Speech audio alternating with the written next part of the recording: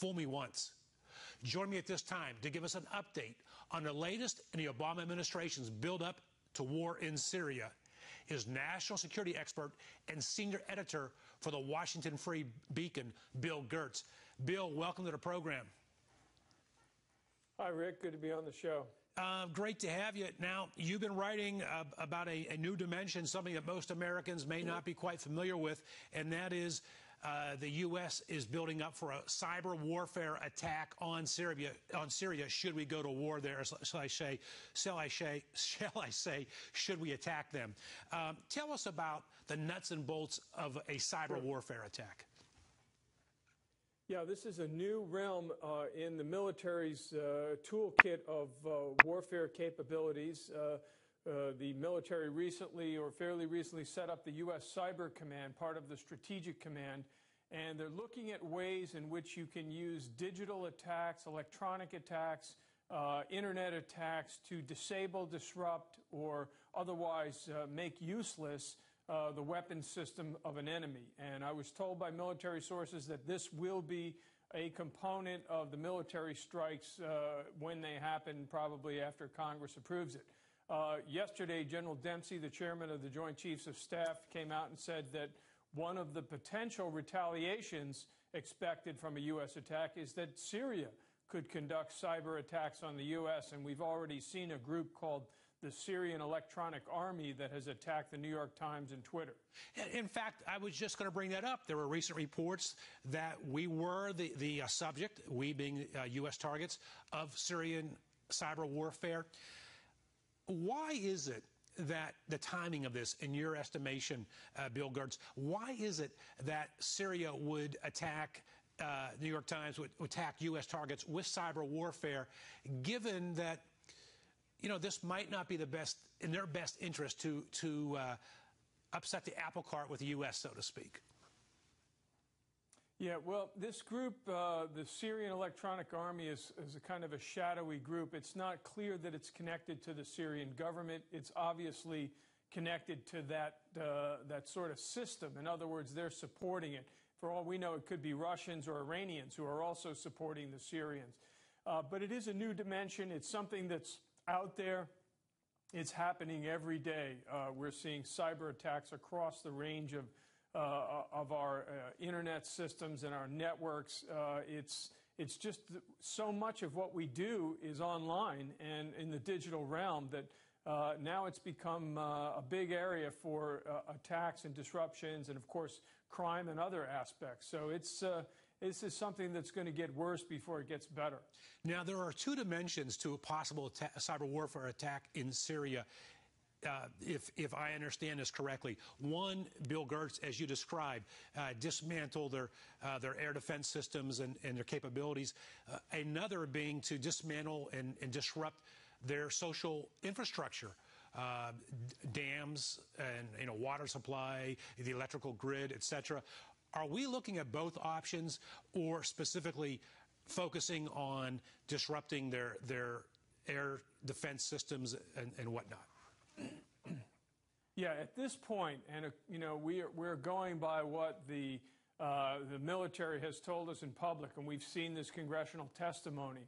The main targets are going to be the delivery systems for chemical weapons. They're not even going to attack the chemical weapons depots themselves. They're afraid if they weaken the security there, then the Islamic terrorists among the rebels could get access to that. So they're going to go after the delivery systems, and that's a command and control issue. In other words, the Syrian military command has to give orders. The orders have to go down a chain of command. Then this goes into an actual system. They have to press the button. They fire long-range rockets or missiles.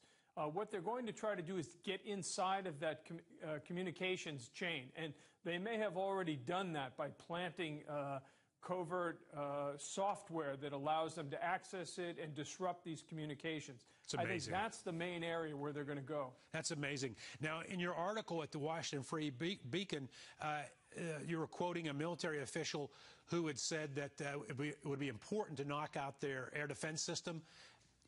Is that still the thinking, or is that not as high as a priority?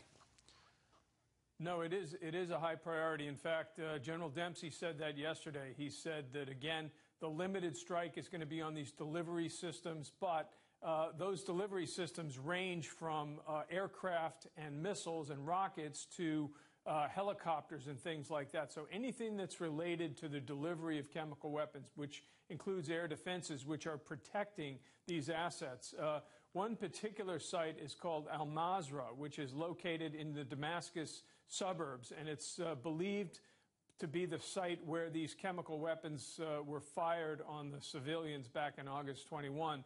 I had a piece in my column today that talked about air defense missiles being moved around that airbase. So they're anticipating some attack on this one particular airbase near Damascus. Bill Gertz, you know, you of course are an award-winning journalist on national security issues. You've got the great track record of having your finger on the pulse of these type of issues. In your political acumen, do you believe that it's the Assad regime that used chemical weapons, or do you believe that it's the rebels that use the weapons, or perhaps both? That's a good question. There's a big debate on that. In fact, the Russian government just released an intelligence report which claims that it was the rebels who conducted these chemical attacks and deliberately made it appear as if the regime, the Assad regime, was behind the attacks. The Obama administration, on the other hand, is basing all of its intelligence, claiming definitively that it was the government behind that. Let me tell you, I've seen this before in the case of Iraq, where the intelligence community was absolutely convinced that there were WMD in Iraq. They were moved out, or they weren't there when we finally got there. My question is, has the intelligence community tried to verify this on the ground, or are they basing it, as they did in Iraq, on electronic intercepts and other remote intelligence sources? So that's a real question. I'm sure it's going to be part of the debate. It was part of the debate between the administration and Congress during the 2 days of hearings. So we haven't heard the last of this. But as it stands now, the Russians are leading the charge, claiming that the rebels used it. The administration is absolutely convinced that the rebels didn't have the capability, and it was the regime that carried out the chemical weapons attacks. And you mentioned the Russians, and of course, for our viewers' sake, Syria is a major client state of Russia in terms of Russia sells her military weapons to Syria, a major client. And coming back to your cyber warfare article today and your comments earlier here in the show, for our viewers' sake, what seems to be important, according to your article, Bill Gertz, is that the fact that we can dismantle their air defense system, they being Syria, that's critical because it's a pretty sophisticated system, being that it was purchased from the Russians and probably the Chinese. Yes, it's what they called an integrated air defense system. It's based on Russian missiles, SA-6s, SA-11s, SA-17s. Those are mobile systems. They're very hard to track.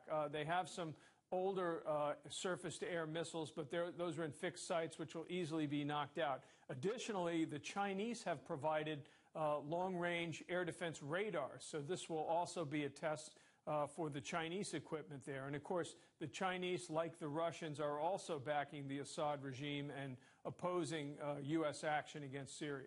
All right, Bill Gertz, again, senior editor, Washington Free Beacon, national security expert. We thank you for joining us. And it's an important topic. Thank you. It's an important topic. It's something that a lot of Americans aren't aware of, this whole notion of cyber warfare. And as you point out, if we move forward with this, we can, in all likelihood, expect some sort of retaliation back on U.S. soil in terms of a cyber warfare attack here from Syria. All right, that's Bill Gertz. All right, so did